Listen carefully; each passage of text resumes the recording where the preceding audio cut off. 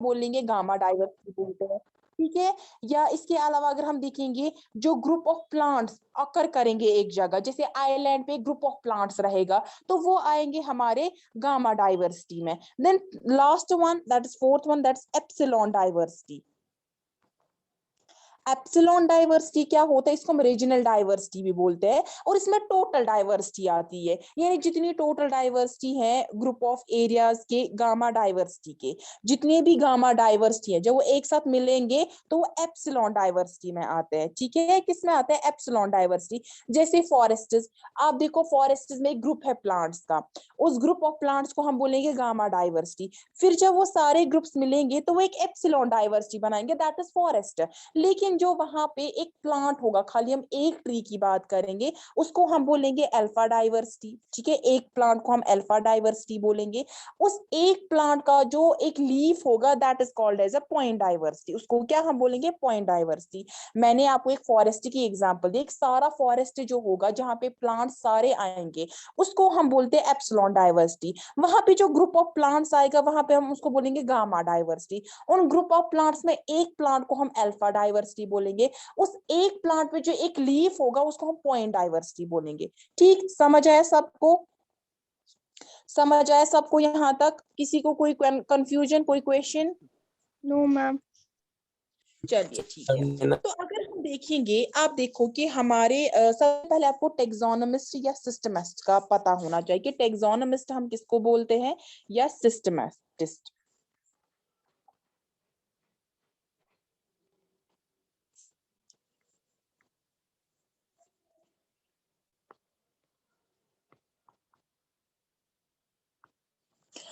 अगर हम टेक्सोनोमिस्ट की बात करेंगे तो पहले टेक्सोनमी क्या होता है। टेक्सोनमी होती है जहां पे आपको पता है यहाँ पे नंबर ऑफ प्लांट्स है, नंबर ऑफ एनिमल स्पीशीज है, जब हम उनको क्लासिफाई करते हैं, ग्रुप्स में डिवाइड करते हैं, उस साइंस को हम टेक्सोनमी बोलते हैं।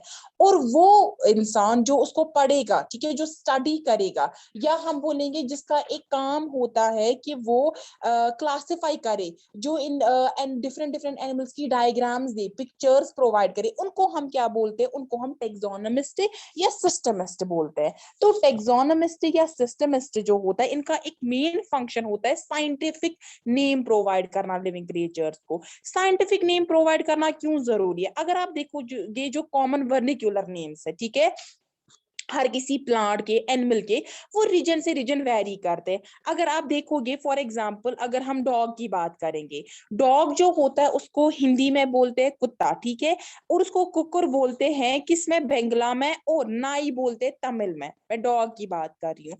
तो अगर आप देखोगे एक रीजन से दूसरी जगह जब हम जाते हैं, एक रीजन से दूसरी रीजन में देखते हैं, तो जो नाम है ये वेरी कर रहा है, इनमें सिमिलर नाम नहीं आ रहा है।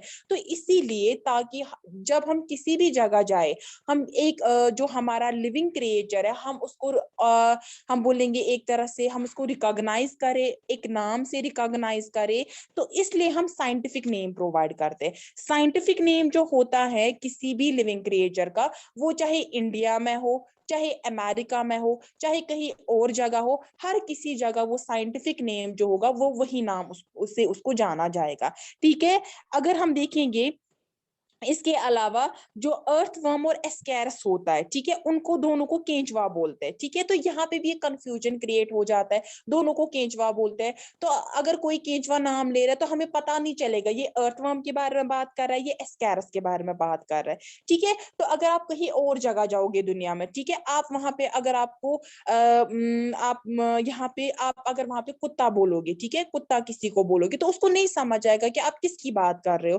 तो इसीलिए क्या किया जाता है, साइंटिफिक नेम दिए जाते हैं, ठीक है, साइंटिफिक नेम दिए जाते हैं, जिससे क्या होता है, जिससे हम रिकॉग्नाइज कर सकते हैं कि दूसरा इंसान जो है वो किसकी बात कर रहा है। या अगर हम किसी बुक में भी पढ़ रहे हैं तो बुक में अगर एक लिविंग क्रिएचर है, जब उसका साइंटिफिक नेम दिया जाता है तो हमें पता चलता है कि हाँ इस लिविंग क्रिएचर, इस लिविंग ऑर्गेनिज्म की बात हो रही है यहाँ पे, ठीक है। तो ये जो साइंटिफिक नेम है ये कौन देते हैं, ये टेक्सोनोमिस्ट या सिस्टमिस्ट देते हैं, ठीक है, जो स्टडी करते हैं, जो भी क्लासिफाई करते हैं इन लिविंग क्रिएचर्स को, ठीक। इसके बाद अगर हम देखेंगे एक बाइनोमियल नोमेनक्लेचर होता है, क्या होता है, बाइनोमियल नॉमेनक्लेचर, यानी नेमिंग दी जाती है। किसको नेमिंग दी जाती है? जो भी लिविंग क्रिएचर्स होते हैं उनको दो प्रॉपर नेम्स दिए जाते हैं। कितने? दो प्रॉपर नेम्स दिए जाते हैं। पहला नाम,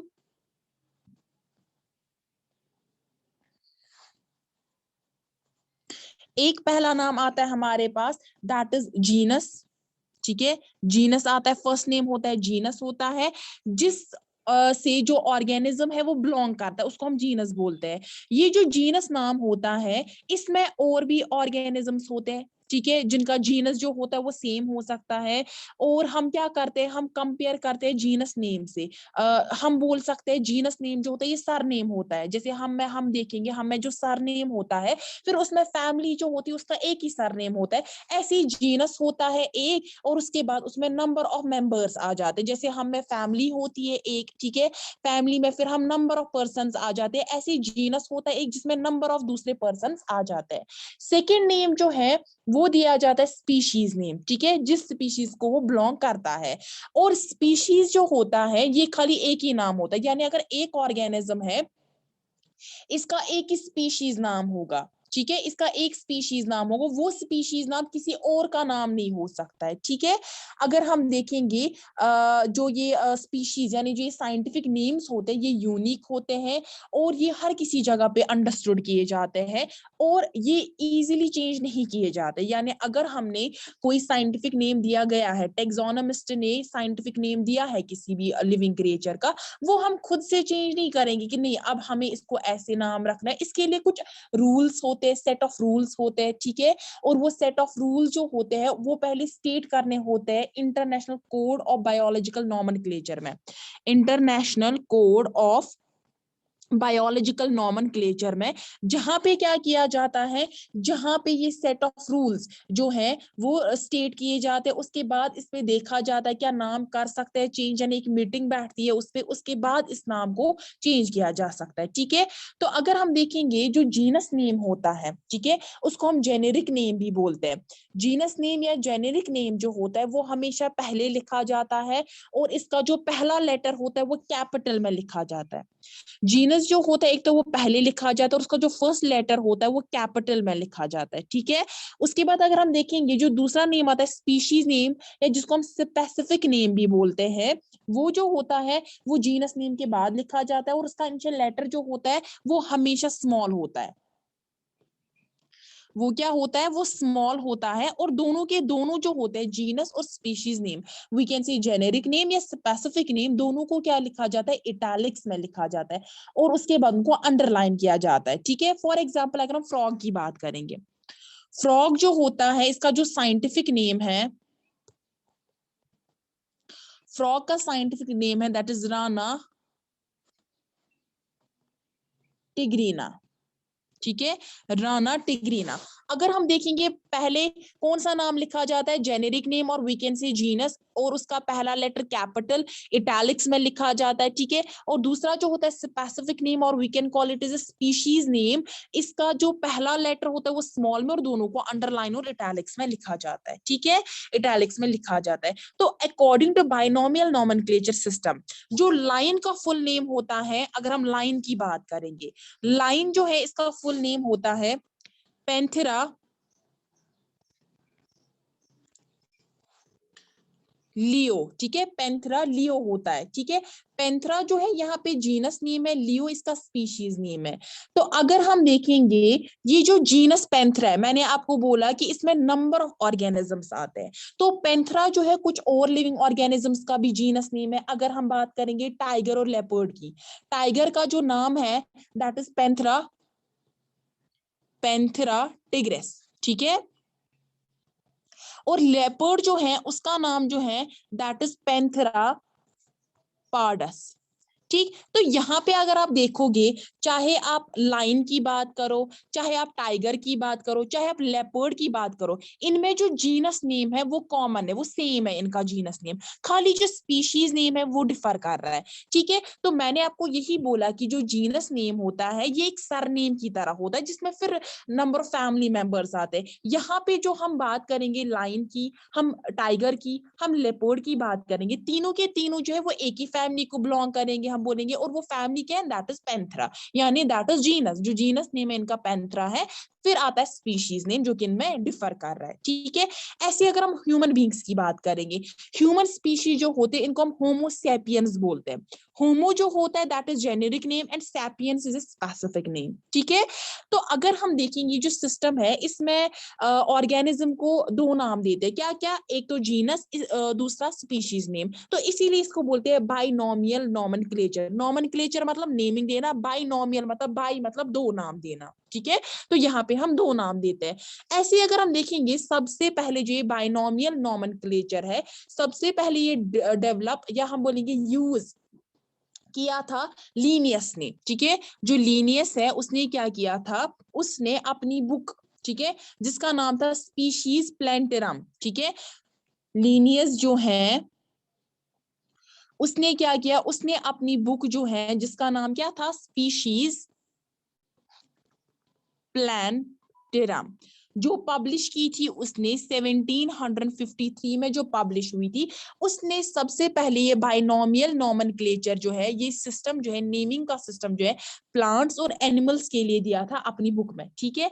उसके बाद जो ये लीनियस है इसको बोला गया फादर ऑफ टेक्सोनॉमी, क्यों, क्योंकि इसने डेवलप किया बाइनोमियल नॉमेनक्लेचर, इसीलिए इसको माना जाता है फादर ऑफ टेक्सोनॉमी, इसको बोला जाता है, ठीक है। यहां तक सबको समझ आया, सबको समझ आया, Yes. किसी को कोई क्वेश्चन? ठीक है। तो अगर हम देखेंगे अब जो ये हमारे पास लिविंग क्रिएचर्स है, ये लिविंग क्रिएचर्स आपको पता है हमारे पास नंबर ऑफ लिविंग क्रिएचर्स है, ठीक है, नंबर ऑफ ऑर्गेनिजम्स है। अगर हम देखेंगे पास्ट हिस्ट्री जो है ऑर्गेनिजम्स की, कुछ ऐसे स्पीशीज हैं जो पहले जो थे, जो ऑरिजिनेट हुए थे, फिर उसके बाद ऑरिजिनेट होने के बाद एक्सटिंक्ट भी हुए थे, यानी खत्म ही हुए थे। जैसे अगर आप डायनासोर्स की बात करोगे, ठीक है, ऑरिजिनेट भी हुए थे, उसके बाद खत्म भी हुए थे। तो अगर हम देखेंगे जो साइंस है पेलेंटोलॉजी की, पेलेंटोलॉजी क्या होता है, किसी को पता है कुछ पेलेंटोलॉजी के बारे में?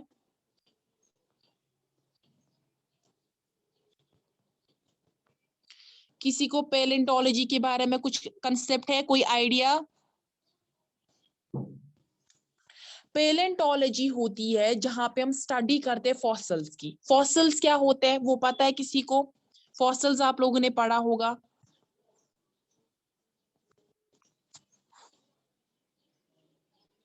फॉसिल्स के बारे में पता है?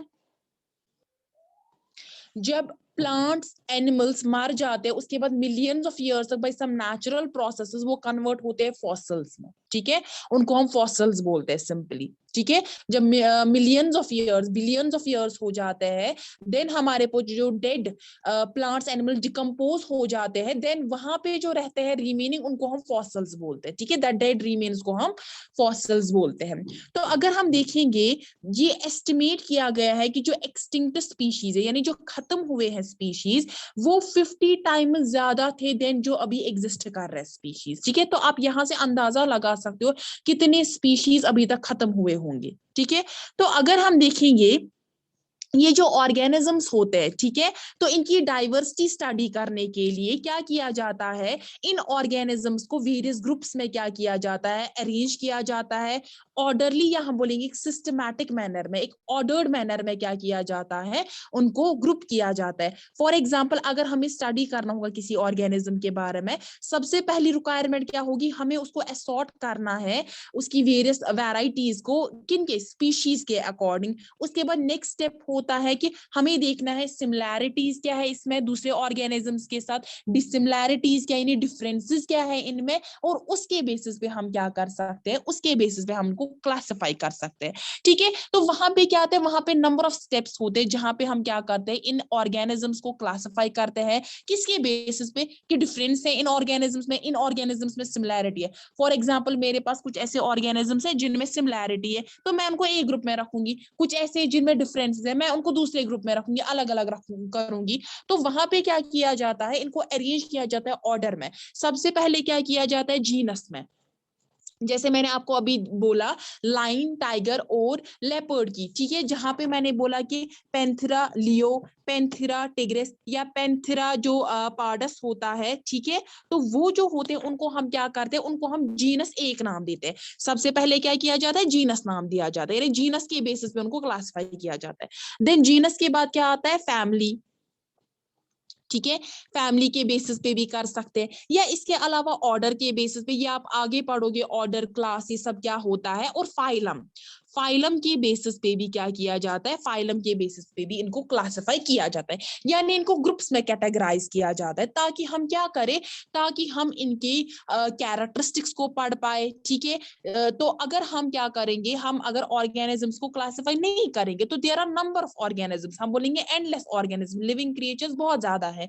तो हम अलग अलग उनकी प्रॉपर्टीज, उनकी कैरेक्टरिस्टिक्स को नहीं पढ़ सकते। तो हम पहले क्या करते हैं, हम उनको क्लासिफाई करते हैं, ग्रुप्स में डिवाइड करते हैं, ग्रुप्स में डिवाइड करने के बाद क्या करते हैं, उनकी जो कैरेक्टरिस्टिक्स है उनको पढ़ते हैं, उनका जो स्ट्रक्चर होता है उनको पढ़ते हैं, ठीक है, ठीक समझ आया।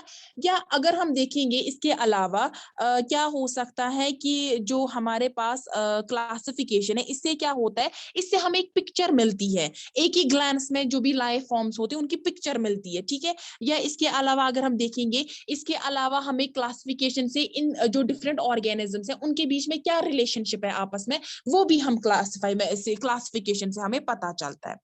या इसके अलावा अगर हम देखेंगे, जो क्लासिफिकेशन है ये बेसिस बनता है दूसरे बायोलॉजिकल साइंसेस के लिए। फॉर एग्जांपल अगर हम बायोजियोग्राफी की बात करेंगे, बायोजियोग्राफी में क्या होता है, बायोजियोग्राफी में जियोलॉजिकल डिस्ट्रीब्यूशन पढ़ना होता है प्लांट्स और एनिमल्स के बारे में, तो उसके लिए भी क्लासिफिकेशन काफी ज्यादा इंपॉर्टेंट है। या अगर हम देखेंगे बिहेवियरल या इकोलॉजिकल साइंस, यानी जहाँ पे इकोलॉजी पढ़ी जाती है, वहां पे क्या किया जाता है, वहां पे एग्रीकल्चरल पेस्ट की क्लासिफिकेशन पढ़ी जाती है, डिजीज की, वेक्टर की पढ़ी जाती है, पैथोजेंस की पढ़ी जाती है, या इकोसिस्टम के कंपोनेंट्स क्या है उनकी क्लासिफिकेशन पढ़ी जाती है। तो सारा हम क्लासिफिकेशन के बेसिस से ही पढ़ते हैं, ठीक है। तो इसलिए हम बोलते हैं क्लासिफिकेशन जो है ये बहुत ज्यादा इंपॉर्टेंट है हमारे लिए, ठीक है।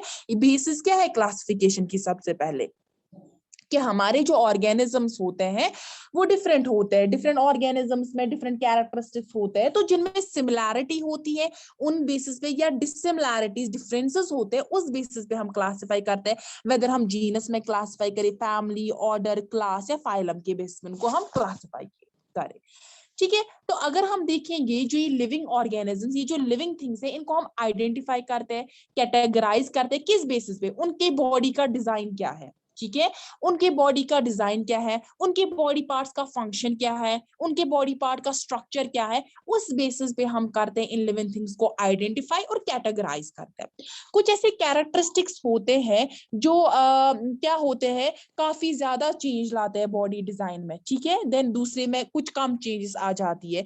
तो ये कैसे होता है, ये टाइम का रोल होता है, जिसको हम एवोल्यूशन भी बोलते हैं, ठीक है। यानी क्या होता है कि जो अर्लियर ऑर्गेनिजम्स थे, with the passage of time, जैसे जैसे टाइम आगे बढ़ा, तो उन ऑर्गेनिजम्स में, उनके स्ट्रक्चर में कुछ मॉडिफिकेशन आ गई, ठीक है, उनका स्ट्रक्चर जो अगर पहले सिंपल था वो कम्प्लेक्स बन गया। अब ये सारा किसका रोल होता है, एवोल्यूशन का रोल होता है, ठीक है। एवोल्यूशन का मतलब ही होता है जहां पे हम देखते हैं कि जो ऑर्गेनिज्म था पहले उसमें क्या स्ट्रक्चर था, फिर उसमें कंप्लेक्सेशन आती है, फिर इसमें मॉडिफिकेशन आ जाती है अकॉर्डिंग टू उसको क्या फंक्शन परफॉर्म करना है, ठीक। तो ये सारे कैरेक्टरिस्टिक्स होते हैं, ये कैसे आते हैं, ये पहले अगर हम देखेंगे पहले उतने नहीं होते, पहले सिंपल होते, लेकिन बाद में with the passage of time ये क्या हो जाते हैं, ये कम्प्लेक्स होते हैं। और एवोल्यूशन जो है ये सबसे पहले दिया था चार्ल्स डार्विन जो है, ठीक है, चार्ल्स डार्विन जो है उसने अपनी बुक जो जिसका नाम था द ओरिजिन ऑफ स्पीशीज, किसने, जो चार्ल्स डार्विन था, चार्ल्स डार्विन ने क्या किया, उसने अपनी बुक जिसका नाम क्या था, the origin of species, origin of species जो है उसमें उसने इसका जिक्र किया था, एवोल्यूशन के बारे में उसने जिक्र किया था, ठीक है। तो अगर हम देखेंगे सबसे पहले क्या किया जाता था, सबसे पहले जो क्लासिफिकेशन थी that was given by Aristotle and Theophrastus, ठीक है। ये दो साइंटिस्ट थे जिन्होंने क्या किया था, जिन्होंने सबसे पहले लिविंग ऑर्गेनिज्म जो है उनको क्लासिफाई किया था। किस किसने, सबसे पहले एरिस्टोटल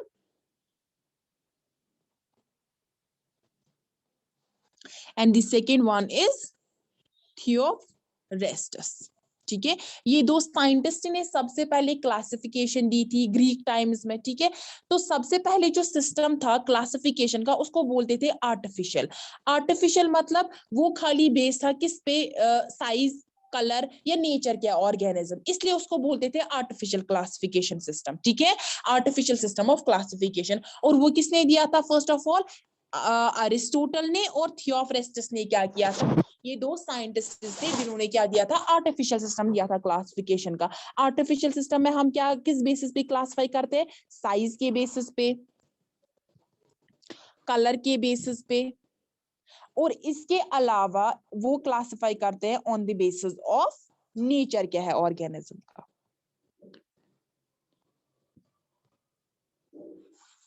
ठीक है, नेचर के बेसिस में उन्होंने क्या किया? इन तीन सिस्टम्स के, या हम बोलेंगे इन तीन चीजों पे इन्होंने क्या किया था? क्लासिफाई किया था, और उसको हम बोलते हैं आर्टिफिशियल। एरिस्टोटल ने क्या किया था? एरिस्टोटल ने क्लासिफाई किया था लिविंग ऑर्गेनिज्म को according to their nature. Aristotle जो है उसने क्या किया? लिविंग ऑर्गेनिजम्स को क्लासिफाई किया अकॉर्डिंग टू नेचर। नेचर मतलब वेदर जो एनिमल्स हैं वो लैंड पे रहता है, टेरेस्ट्रियल है, एयर में रहता है, सी में रहता है, ठीक है, एक्वाटिक है। ठीक है, तो उस बेसिस पे क्या किया था उसने? उस बेसिस पे उसने लिविंग ऑर्गेनिजम्स को क्लासिफाई किया था। लेकिन जो थियोप्रेस्टस है उसने कैटेगराइज किया सारे प्लांट्स को। उसने किसको किया? प्लांट्स को कैटेगराइज किया on the base of their form, उनका लाइफ स्पान क्या है, उनका हैबिटेट क्या है। उसने 4 कैटेगरीज में ग्रुप्स प्लांट्स को क्लासिफाई किया था। किसने? थियोप्रेस्टस ने। किस किस में? पहला ट्रीज, एक क्लास ट्रीज था, दूसरा श्रब्स, ठीक है, third one was under shrubs, and the fourth one was herbs. ठीक है, तो थियोप्रेस्टस ने प्लांट्स को कैटेगराइज किया था। एरिस्टोटल ने किस बेसिस पे क्लासिफाई किया था? साइज क्या है, कलर, सॉरी नेचर क्या है, दैट इज कोई लैंड पे रहता है, सी में रहता है या एयर में रहता है, उस बेसिस पे। और इसको हम बोलते थे आर्टिफिशियल सिस्टम ऑफ क्लासिफिकेशन। लेकिन उसके बाद एक स्वेडिश साइंटिस्ट आया जिसका नाम था कार्ल वॉन लिनियस। ठीक है, स्वीडिश साइंटिस्ट आया एक जिसका नाम क्या था? Carl von Linnaeus. उसने पब्लिश की थी एक बुक जिसका नाम था सिस्टम नेचर। सिस्टम नेचर का मतलब क्लासिफिकेशन ऑफ नेचर। उस बुक में उसने क्या किया? उसने क्लासिफाई किया, डिस्क्राइब किया और नेम दिया प्लांट्स, एनिमल्स, मिनरल्स को। उसने क्या किया? उसने अपनी जो क्लासिफिकेशन थी उसने उसकी बेसिस रखी थी सेक्सुअल कैरेक्टर्स पे। ठीक है, सेक्सुअल कैरेक्टर्स क्या है? से फॉर एग्जाम्पल अगर हम प्लांट्स की बात करेंगे, उसने on the base of number, arrangement, कितने हैं स्टेमन्स के, कार्पल्स के फ्लावर में, ठीक है, ये कितने, ये फ्लावर के पार्ट्स है, आपने पढ़े होंगे स्टेमन्स, कार्पल्स के बारे में आपने पढ़ा होगा। तो ये सारे स्टेमन्स क्या होता है? मेल पार्ट, और कार्पल फीमेल पार्ट फ्लावर का। तो वहां पे उस बेसिस पे क्या किया? उस बेसिस पे जो कार्ल वॉन लिनियस है उसने क्लासिफाई किया इन प्लांट्स को, ठीक है, इन फ्लावर्स को।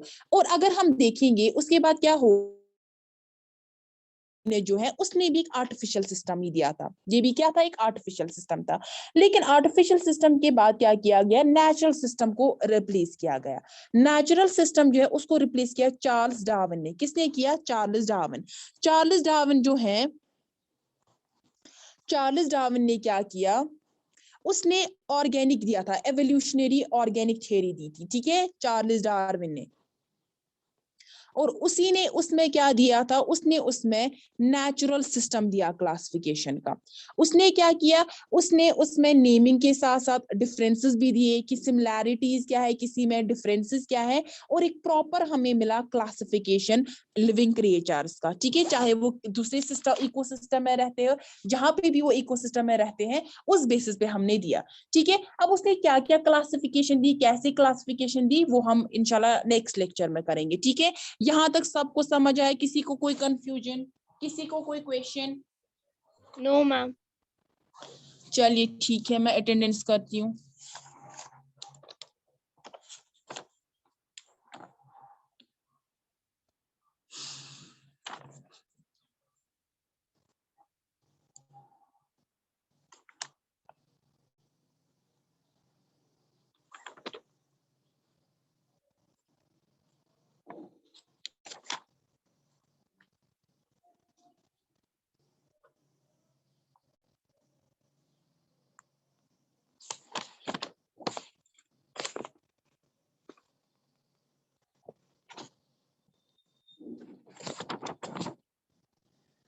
जायरा भट्ट और आफ्ताब हुसैन, आप दोनों की मैं अटेंडेंस नहीं करूंगी। मैंने आपको पहले ही बोला है कि अपना रोल नंबर मेंशन कीजिए। नेक्स्ट क्लास से जो भी आएगा स्टूडेंट क्लास में, वो नाम के साथ अपना रोल नंबर जरूरी मेंशन करेगा, क्योंकि कुछ ऐसे स्टूडेंट्स हैं जिनके नाम सेम है, ठीक है। तो मुझे रिकॉग्नाइज करने में बहुत प्रॉब्लम हो रही है उस टाइम पे, फिर मैं दूसरे किसी स्टूडेंट की अटेंडेंस करूंगी।